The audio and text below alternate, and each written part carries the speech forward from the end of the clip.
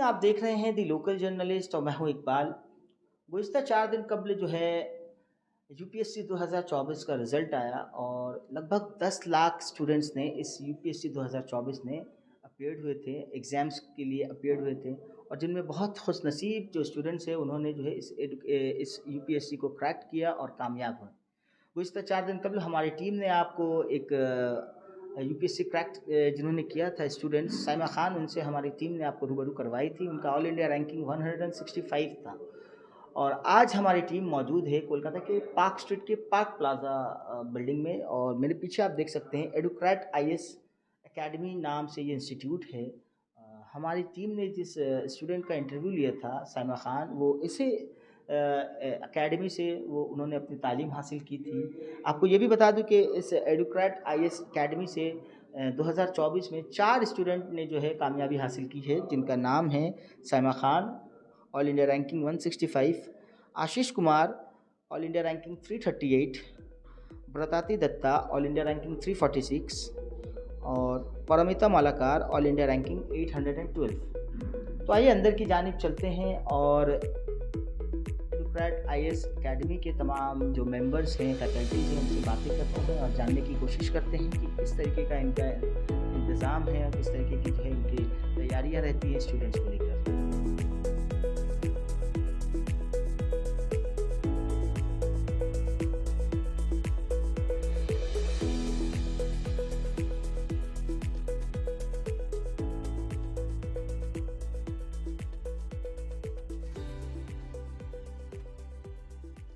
दोस्तों इस वक्त हमारे साथ मौजूद है सोमपाल जी और आपको बता दूं एडुक्रैट आईएएस एकेडमी के ये सेंटर हेड हैं, तो आइए इनसे भी बातें करते हैं। सर, सबसे पहले तो बहुत बहुत मुबारक आपको, आपके जो स्टूडेंट सक्सेसफुली क्रैक की हैं यूपीएससी 2024 को।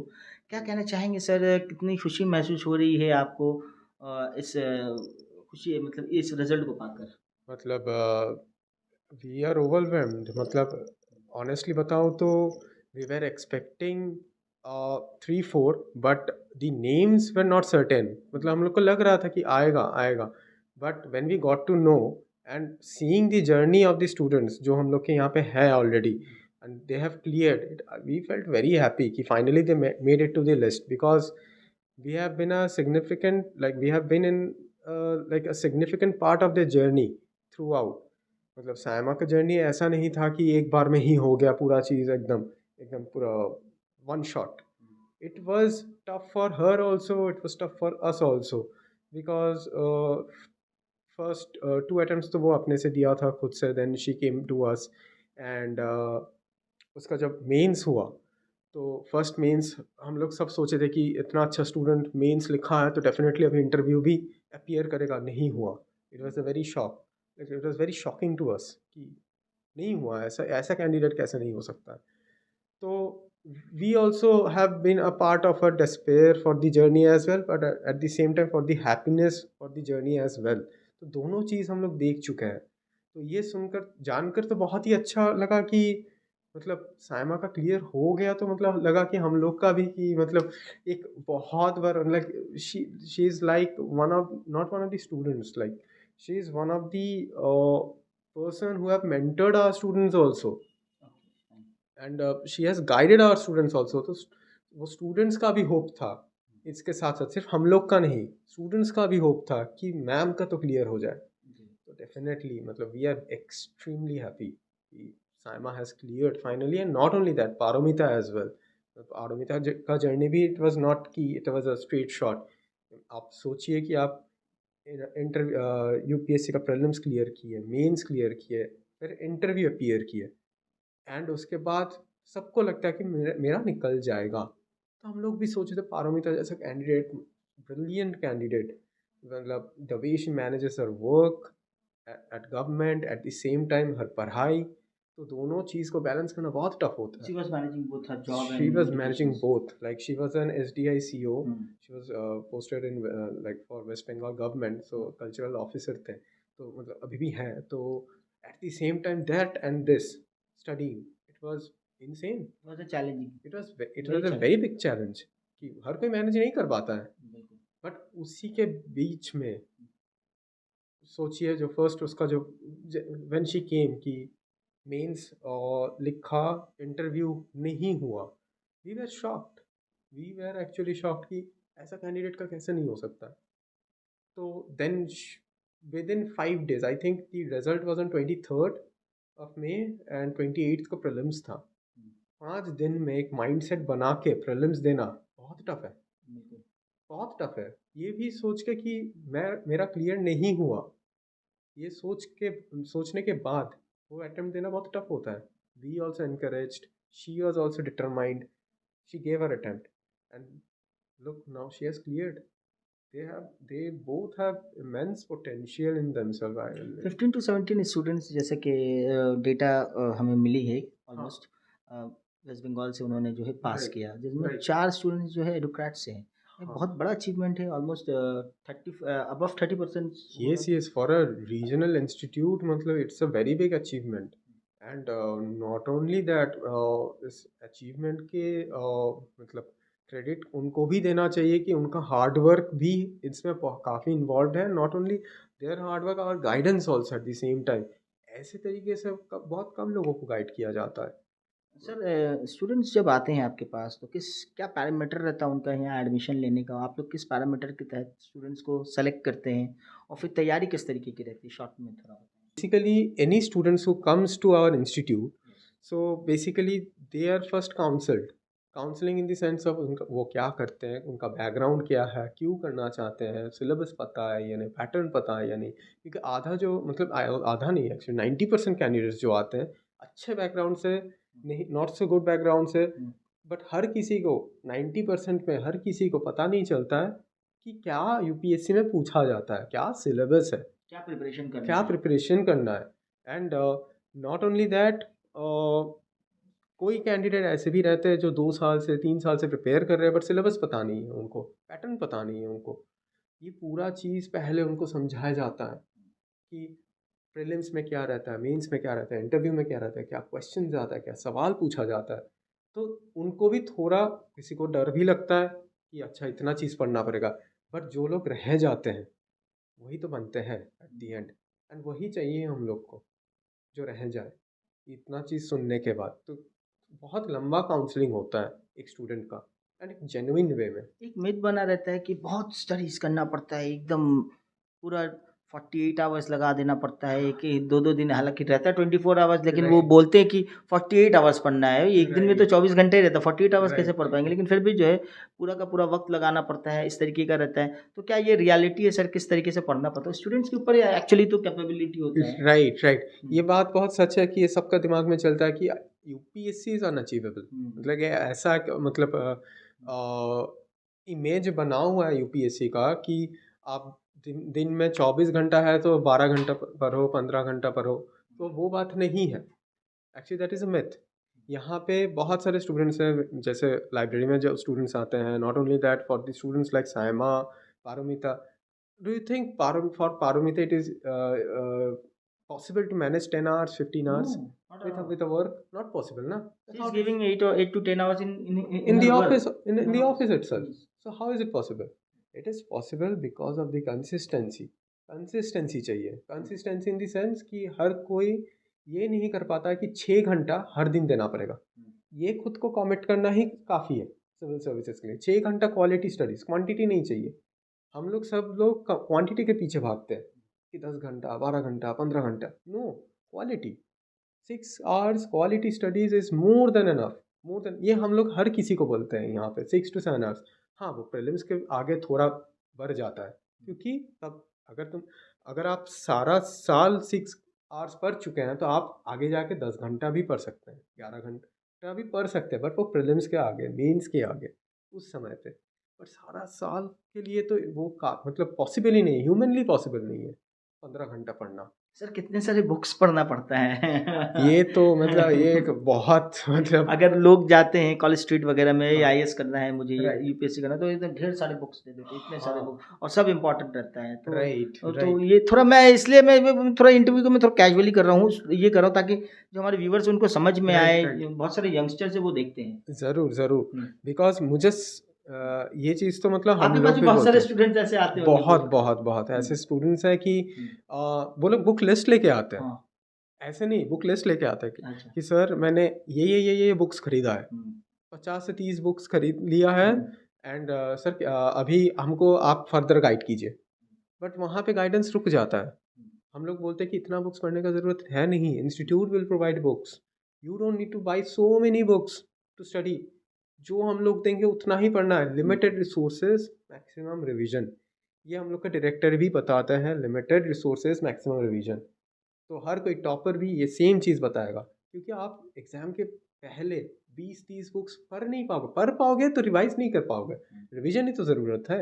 अगर याद आप रहना टाइम, ये याद टाइम पे रहना बहुत। याद रहना बहुत ज़रूरी है, कि टाइम पे याद आए और वो आप लिख पाएँ। That is important, we most important. Sir और एक चीज़ है, जैसा कि स्टूडेंट्स को आप लोगों की तरफ से पूरी गाइडेंस दी जाती है कि क्या क्या सिलेबस होना चाहिए, किस तरीके का गाइडेंस रहता है, थोड़ा वो बताएं। ज़रूर ज़रूर।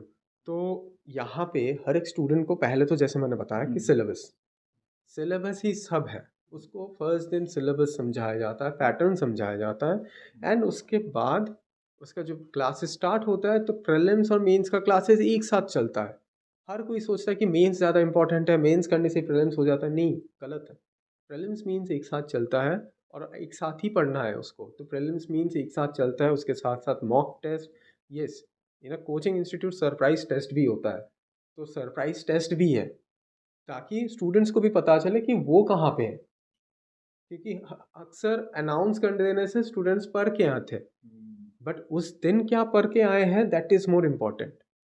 प्रिपेयर्ड है कि नहीं प्रिपेयर्ड वो है कि चेक नहीं, करते हैं। रेडीनेस कितना है, तो वो रेडीनेस इज़ इम्पोर्टेंट। तो ये सब चीज़ हम लोग करते हैं, mock interview, mains answer writing, essay, CSAT test, GS test, बहुत कुछ होता है, बहुत कुछ डिस्कशन सेशंस होता है। तो काफ़ी मतलब टेलीग्राम में दे आर एक्सटेंसिवली गाइडेड। जैसे न्यूज़पेपर, तो न्यूज़पेपर हर किसी को पता नहीं चलता है कि क्या पढ़ना होगा क्या नहीं पढ़ना होगा। एग्जैक्टली। 40 पेजेस, सबको लगता है 40 पेजेस ही इंपॉर्टेंट है, बट वो बात नहीं है। यहाँ पे 6 से 8 आर्टिकल पूरा दिन में सिलेक्ट करके ग्रुप में दिया जाता है, उसके ऊपर एनालिसिस दिया जाता है, ताकि स्टूडेंट को समझ में आए, टाइम भी कम लगे पढ़ने में। तो एक जो स्टूडेंट पहले 2 न्यूज़पेपर पढ़ेगा उसको तो 2.5 घंटा लग जाएगा पढ़ने में, पूरा newspaper, but that is now that has come down to 30 minutes. Student का एफिशिएंसी भी बढ़ता है इससे। तो ये सब चीज़ हम लोग करते हैं। लैंग्वेज बैरियर रहता है क्या इस यूपीएससी में? बहुत कोई को लगता है कि इंग्लिश होना मैंडेटरी है और बहुत राइट राइट राइट, ये एक ये भी डर मतलब रहता है स्टूडेंट्स को बहुत काफ़ी। बड़ा एक डर है कि बंगाली मीडियम है, हिंदी मीडियम है, तो शायद मेरे से तो ना हो पाएगा यूपीएससी, क्योंकि मुझे तो इंग्लिश आता ही नहीं है। बट ये बहुत गलत बात है कि आप और एक चीज़ रहता है मैथ्स। मैथ्स, हाँ हाँ, ये मतलब ये बहुत ये इंपॉर्टेंट है, बहुत मतलब कॉम्पिटिटिव एग्जाम्स के लिए लोग मैथ्स का नाम सुनकर ही बहुत कोई मतलब पीछे हट भाग ही जाते हैं, जाते हैं, भाग जाते हैं। भाग ही जाते हैं मैथ्स सुन के कि मैथ्स पता ही नहीं है, क्या हम्म, करे, यूपीएससी हो पाएगा मेरा। नहीं, वो ऐसा बात नहीं है। आपको इंग्लिश ना पता हो, मैथ्स ना पता हो, इसका मतलब आपका यूपीएससी नहीं हो पाएगा, ये कहीं पे नहीं लिखा हुआ है। जी। इंग्लिश आपको उतना ही पढ़ना पड़ेगा जितना लिखने के लिए चाहिए, और वो भी बहुत एक्सट्रीम इंग्लिश नहीं, बहुत फ्लैशी वर्ड्स नहीं, बहुत सिंपल वर्ड्स में आपको समझाना है एग्जामिनर को। आपको उतना टाइम ही नहीं मिलेगा फ्लैशी वर्ड्स लिखने के लिए, बहुत सिंपल वर्ड्स में आपको लिखना पड़ेगा। तो इंग्लिश बहुत टफ ज़रूरत है नहीं, बहुत सिंपल वर्ड्स चाहिए। एंड मैथ्स, मैथ्स तो आता है प्रीलिम्स का सीसैट पेपर में, सिविल सर्विस एप्टीट्यूड टेस्ट। तो उसमें मैथ्स रहता है, लॉजिकल रीजनिंग रहता है और रीडिंग कॉम्प्रिहेंशन रहता है। तो आपको कुल मिला के तीनों चीज़ लेकर आपको 33% लाना है। 33% इज़ नथिंग। तो मतलब आपको आराम से मिल जाना चाहिए अगर आपको मैथ्स नहीं आना आता है तो, बट वो हम लोग नहीं करेंगे। मैथ्स भी यहाँ पे काफ़ी प्रैक्टिस होता है, काफ़ी प्रैक्टिस होता है, वो रिस्क नहीं लेना है, इसीलिए आप यहाँ पे आ रहे हो, तो वो रिस्क नहीं लेना है। तो मैथ्स उतना ही इम्पोर्टेंट है, मेंस में नहीं। मैथ्स मेंस पे कहीं पे मैथ्स नहीं है, इंटरव्यू में आई डोंट नो, देखे माइट आस्क, बट है तो नहीं। तो फिर प्रीलिम्स में इतना ही ज़रूरत है, मैथ्स का इम्पोर्टेंस सिविल सर्विसेज में इतना ही है। सर एक और बहुत इम्पोर्टेंट क्वेश्चन है, आज के वक्त सोशल मीडिया का ज़माना है, बहुत सारे जो है, मैं नाम नहीं लेना चाहता, बहुत सारे इंस्टीट्यूट्स के बहुत सारे इन्फ्लुएंसर्स हैं, टीचर्स हैं, जो बड़े बड़े इंस्टीट्यूट चलाते हैं, और उनका मोटिवेशनल स्पीचेस काफ़ी वायरल होता है। राइट। तो कहीं न कहीं जब मैं भी देखता हूँ तो मुझे भी ऐसा लगता है कि क्या यही है, क्या ये यूपीएससी के लिए तैयारी के लिए ये सब स्पीचेज़ ज़रूरी है? या जो स्पीच जो वीडियोज़ के अलग रहता है? बहुत कोई-कोई ऐसा लगता हो कि यूट्यूब देखकर ही वो यूपीएससी क्रैक कर लेंगे। हाँ, हाँ, ऐसे स्टूडेंट्स एग्ज़ैक्ट आते होंगे शायद आपके पास? बहुत, बहुत। ये तो मतलब ऑनेस्टली बताओ तो जो सोशल मीडिया का दुनिया है, हुँ, एक अच्छा चीज़ भी है इसका कि इसके अवेयर लिए होते हैं कि बहुत लोग यूपीएससी के लिए अवेयर होते हैं। हाँ, जो लोग बंगाल से सोचते नहीं थे कि यूपीएससी करे, वो भी अभी सोचने लगे हैं because of social media. Hmm, that is a good impact. Hmm, motivation उतना ही तक रहना चाहिए जितना तक आपको मोटिवेट करे और आपका टाइम कंज़्यूम करके हुँ, अनप्रोडक्टिव एक्टिविटीज़ में ना आप लॉस्ट हो जाए। बिल्कुल। बिकॉज़ वो क्या होता है ना, एक हैबिट रह जाता है थंब का, कि हुँ, ये रील देखा, वो रील देखा, मोटिवेशन के ऊपर मोटिवेशन आप ले जा रहे हो, हाँ, बट आपका प्रोडक्टिविटी कहाँ है? सही बात है। आप तो पढ़ाई नहीं कर रहे हो, और ये आईएएस बनने के लिए आपको पढ़ाई करना है। आपको मोटिवेशन उतना यूट्यूब वीडियो से आईएएस क्रैक नहीं होगा। नहीं होगा। तो काफ़ी कंटेंट्स रहता है, बहुत अच्छा रहता है, बट आप मैक्सिमम कंटेंट्स रहता है, खराब रहता है। बट स्टूडेंट्स को पता नहीं चलता है कि क्या पढ़ें, क्या नहीं पढ़ें, और वो उन लोग का भी दोष नहीं है। वो उन जैसे लोग एडवर्टाइज़मेंट देता नहीं है, वो डॉक्टर का कोट पहनकर बताते हैं कि मॉडल राइट, आके बताते हैं कि ये ब्रश यूज़ करने से अच्छा होगा, ये होगा। राइट, तो ये राइट। भी कुछ उस तरीके का ही ऐसा लगता है क्या एग्ज़ैक्टली, सच? एग्ज़ैक्टली मतलब रियलिटी से पूरा रि डिफर रहता है। रियलिटी से बहुत डिफरेंट है, hmm, because serious aspirants are not on YouTube. Hmm. Time का? टाइम कहाँ है? वो लोग अपना दुनिया में हैं, अपने मेंटर से बात कर रहे हैं कि पूछ रहे हैं कि कहाँ पे डाउट है, क्या हुँ, डाउट्स है, कैसे आंसर लिखना है। हुँ। वो यूट्यूब में जाएँगे ही नहीं। डाउट्स हैं तो मेंटर से बात कर लेंगे। इतना ही ज़रूरत है, एंड यूट्यूब का रेलेवेंस उतना ही रहना चाहिए। इससे ज़्यादा यूट्यूब को रेलेवेंट बनाएँगे तो आपका प्रिपरेशन नहीं होगा। आप सिर्फ़ सोशल मीडिया की दुनिया में ही रह जाओगे, एंड वो नहीं करना यूपीएससी में। यूपीएससी आपसे मांगता है कि आपका प्रोडक्टिविटी आप ठीक समय से यूज़ करो, 6 घंटा पढ़ो, बुक्स पढ़ो जो एक्चुअली यूपीएससी पूछेगा, वो यूट्यूब में नहीं है। थैंक यू तो सर। लास्ट क्वेश्चन जो यंग जनरेशन्स है जो यूपीएससी के लिए प्रिपरेशंस करने के लिए सोच रहे हैं या करना चाह रहे हैं, तो उनसे क्या कहना चाहेंगे आप? तो बेसिकली तो फर्स्ट थिंग कि अगर आप यूपीएससी सोचे हैं तो very good, congratulations for taking the first step to serve your nation, and it's a very good decision. But second thing would be, after you take the decision, set with syllabus first. आप syllabus को समझो। हम लोग के website पे भी syllabus अच्छे तरीके से दिया हुआ है, एकदम क्रिस्प वे में। वो देखिए आप, पहले सिलेबस समझिए, और वो देखिए कि आपके ग्रेजुएशन और जो भी पढ़ाई है उससे कितना रेलेवेंट है। नहीं रेलेवेंस होने से भी कोई प्रॉब्लम नहीं है, बट अगर आप सिलेबस नहीं जानेंगे तो यूपीएससी का प्रिपरेशन स्टार्ट नहीं होगा। रैंडम प्रिपरेशन से नहीं होता है। एक प्लान लेके चलना पड़ेगा। आप मेंटर से कनेक्ट करो कि मैं क्या करूँ, नहीं करूँ, किस तरीके से अपना पढ़ाई स्टार्ट करूँ, और अगर आप कॉलेज कर रहे हैं तो कॉलेज के साथ साथ बैलेंस भी करना है। तो कैसे बैलेंस करना है, उसके लिए रूटीन बनाना है। सर ये क्लास 12 के बाद से तैयारी हो सकती है इसका? डेफिनेटली काफ़ी बच्चे हैं जो क्लास 12 के बाद स्टार्ट करते हैं, एंड दैट इज़ ऑनेस्टली, अगर आप में उतना क्लैरिटी है कि नेक्स्ट 5 नहीं 10 साल में भी मुझे यही करना है, तो आप as soon as possible start कर दो अपना प्रिपरेशन, ताकि आप बाद में ना पछताए। बिकॉज क्या होता है, आप क्लास 12 में स्टार्ट किए तो आपका 3 साल हुआ प्रिपरेशन में। अभी मान लीजिए अगर आप क्लास ग्रेजुएशन के बाद आ रहे हैं, तो ग्रेजुएशन के बाद आप जब आ रहे हैं तो आप नेक्स्ट ईयर अपीयर करेंगे, बट आपका फर्स्ट अटेम्प्ट है उसका। बाकी लोग का वो फर्स्ट अटेम्प्ट नहीं है, वो मे बी वो थर्ड अटेम्प्ट है, फोर्थ अटेम्प्ट है, वो और फिफ्थ पहले अटेम्प्ट से है। प्रिपरेशन कर रहे हैं। एग्जैक्टली, शायद ऑफिसर है, हुँ, उनसे आप compete कर रहे हैं। चांसेस थोड़ा ब्लीक लगता है उसमें। अगर आप 3 साल 4 साल पहले अपना प्रिपरेशन स्टार्ट करते हो तो आप उस मंजिल तक पहुंच जाते हैं कि उनके साथ आप बैठ के compete कर सकते हैं। तो दैट इज़ इम्पॉर्टेंट।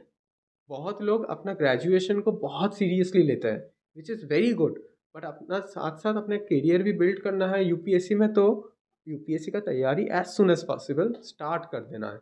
ग्रेजुएशन के साथ में काफ़ी टाइम मिलता है। सर आज के वक़्त जो सिचुएशन जिस तरीके से एजुकेशंस में चेंजेस आ रही है, वो ऐसा नहीं लगता कि नॉर्मली ग्रेजुएशंस करने से आपको कुछ होगा, आपको उसके अलावा भी अलग से कुछ ना कुछ जो है डिफरेंट डिफरेंट कोर्सेज़ के लिए अगर आप फिर आपको प्रिपरेशंस करना होगा करियर के लिए? Yes yes, that is very true. Graduation तो अभी ग्रेजुएट हर कोई है। हुँ, ऐसा नहीं कि पहले जब 10 साल 20 साल पहले हाँ, देखे तो वो ज़माना अलग था कि ग्रेजुएशन कॉम्पिटिशन्स मास्टर्स। बहुत हाई है, एआई का ज़माना आ गया है। एग्जैक्टली तब तब मास्टर्स दिखता ही नहीं था। हाँ। गली में कोई मास्टर्स किया है तो उसका मतलब अलग ही नाम रहता था। हम्म। बट अभी वो नहीं है, अभी हर कोई मास्टर्स कर रहा है। यूपीएससी के भी सिलेबस में चेंजेस आए होगी सर आगे से अब। यूपीएससी का सिलेबस तो मोर और लेस कांस्टेंट रहा है, बट हम्म, उसका पैटर्न चेंज हुआ है। पैटर्न चेंज हुआ काफ़ी है। पैटर्न चेंजेस हुआ है। ओल्ड और न्यू पैटर्न्स में काफ़ी काफ़ी बिग अंतर है, डिफरेंस है। काफ़ी अंतर है। तो मतलब अगर आप बोल सकते हैं इन अ वे कि अगर कोई 10 साल पहले क्लियर किया है तो अभी शायद वो ना क्लियर कर पाए, वैसा वाला हालत है। क्योंकि इतना इतना पैटर्न टफ हो गया, इतना चेंजेस हो नहीं, गया, पूरा पैटर्न ही बदल पूरा गया है। पैटर्न बदल तो गया है। पैटर्न बदल जाता है, ऑलमोस्ट हर साल बदलता रहता है। एंड यूपीएससी ये करता है ताकि आप भी थोड़ा अपडेटेड रहे सिस्टम से। तो because of the growing competition, तो ये सब चीज़ बहुत इम्पॉर्टेंट है कि आप ऐसी जगह पे जाएं जहाँ पे ये सब चीज़ देखता है एक इंस्टीट्यूट। जैसा वो और सबसे इम्पोर्टेंट चीज़, बहुत सारे स्टूडेंट्स खर्च को लेकर भी जो है पीछे हट जाते हैं कि यूपीएससी के पीछे एक बड़ा खर्च होगा पढ़ाई को राइट, लेकर के। तो राइट। इसके ऊपर क्या कहना चाहेंगे कि कितना प्रिपरेशन, कितना वो प्रिपेयर्ड रहें ताकि वो कर पाएँ? तो देखिए यहाँ पे दो मैटर है। हुँ, अगर आप बहुत स्टूडेंट्स रहता है कि कोलकाता में रहकर भी hmm, they opt for other places, hmm. They go towards the most of them go for Delhis and all. yes most of them go towards Delhi and other places। तो वहाँ पे रहने का खर्चा है आपका, ठीक है। अकोमोडेशन चार्जेस हाई एकोमोडेशन रहता है। चार्जेस रहता है, लॉजिंग रहता है, फूडिंग रहता है। तो इससे तो आपका खर्चा तो बढ़ ही रहा है। जी, बिल्कुल। एंड वो भी आपका घर से दूर है। आपका मम्मी पापा नहीं है जो आपका मेजर मोटिवेशन है। आप अगर घर पे रहते हैं, आपका मम्मी पापा को आप देखते हैं, तो वो भी एक मोटिवेशन की तरह बिल्कुल, एक्ट बिल्कुल, करता है। बिल्कुल, बट बिल्कुल। वहाँ पे आप एक साइलो में चले गए, एक आइसोलेटेड वे में प्रिपरेशन हो रहा है। हर कोई प्रिपरेशन कर रहा है, क्योस है, मेला है। तो उसमें तो खर्चा भी बढ़ता है, प्रेशर भी बढ़ता है। और दूसरे को देखकर कॉम्पिटिशन भी बढ़ता है, यस, प्रेशर आ जाता है। डेस्परेशन, एंग्जाइटी, हुँ, नर्वसनेस, हर एक चीज़ बढ़ता है। तो बेहतर है कहीं पे रह के, घर के रह के, घर का खाना खा के, घर से ही प्रिपेयर करें। That is most important. I उनका मीन ऑलमोस्ट 50-60% कॉस्ट सेविंग हो जाएगा अगर अपने घर एग्जैक्टली, पर रहकर करें तो। एग्जैक्टली। तो हर जगह दौड़ने का ज़रूरत नहीं। We are trying to promote this only कि कोलकाता से भी हो सकता है, अगर कोल हुआ है। हुआ है। बिकॉज 165 अगर यहाँ से निकल सकता है तो क्यों नहीं, क्यों नहीं। ऑल इंडिया रैंकिंग 165 बहुत मैटर करता है सर। बहुत मैटर करता है। हुँ, और वो भी कोलकाता से है, कोलकाता से। तो डेफिनेटली होगा। आप कोशिश करो। टाइम चेंज हो चुका है। अब वो जो आप दिल्ली और मुंबई और यूपी वगैरह में जाकर जो प्रिपरेशंस करते थे, यस, तो अब यस। क्या है, आप बिहार वगैरह में तो क्या है, कलकत्ता से भी आप इज़िली प्रिपरेशन कर सकते हैं एग्जैक्टली, घर से। एग्जैक्टली। कलकत्ता से भी हो सकता है एंड हुँ, यहाँ से भी क्लियर कर सकते हैं आप, हुँ, घर का पूरा एकोमोडेशन एंड फील लेकर। हुँ। कि यहाँ से ज़रूरत नहीं है, आप घर पे रह के, घर का खाना खा के, हर एक चीज़ जो आप घर पे करते हो आराम से। एक्टिविटीज़ के साथ काम कर सकते एग्जैक्टली, हैं। आप वैसे भी सिटी टू सिटी चेंज होने से खाना वाना सब चेंज भी हो बहुत जाता है, तो वो बहुत भी बहुत सारा प्रॉब्लम होता है। प्रॉब्लम्स होता है। बहुत प्रॉब्लम होता है। तो better to stay in Kolkata and prepare from Kolkata. Thank you very much sir हमारे साथ जुड़ने के लिए any and time. All the best thank you, for your thank future. आप लोग कंट्री को अच्छे अच्छे जो है ब्यूरोक्रेट्स दे रहे हैं, इसके लिए बहुत बहुत धन्यवाद आपको। Thank you. Thank you very and much. आपको भी धन्यवाद कि आप भी ऐसे न्यूज़ को कवर कर रहे हैं। बिकॉज हर कोई ऐसा न्यूज़ कवर नहीं करते हैं। वो लोग वो एक ड्रीम के पीछे भागते हैं, पैसे के पीछे भागते हैं। तो that is something which I also honestly thank you appreciate. Very much. हमारी कोशिश रहती है कि वैसे न्यूज़ को दिखाएं जो बड़े बड़े न्यूज़ चैनल्स नहीं दिखाते, वो मिस कर जाते हैं। Right, right. And I really appreciate the time you have ये भी तो एक गिवन टू। मोटिवेशंस है ना सर, क्योंकि बहुत सारे स्टूडेंट्स पास आउट कर रही है, उनको देखकर और भी तमाम लोग जो इंस्पायर होंगे और आगे राइट, बढ़ने की कोशिश करेंगे। एग्जैक्टली। मतलब ऐसा, ये इंस्टीट्यूट ही ऐसा है ना। अगर आपको एक एक छोटा सा इंसिडेंट बताते हैं। बोलिए। रिजल्ट जब आ रहा था मंडे ट्यूसडे, जी। एक एक माहौल बना हुआ था कि रिजल्ट्स अब आएगा, जी। अब आएगा। इंस्टीट्यूट का जो सिंसियर बच्चे हैं, वो इंस्टीट्यूट पे आकर वेट कर रहे हैं कि कब साइमा दी का होगा, प्रिया दी का होगा, निकला है या नहीं, सब पारोमिता दी का वो होगा या इंतजार नहीं। में थे। हाँ, सो दैट वो इंतज़ार में थे। ऐसा नहीं होता है। इंस्टीट्यूट से वो लोग कनेक्टेड है।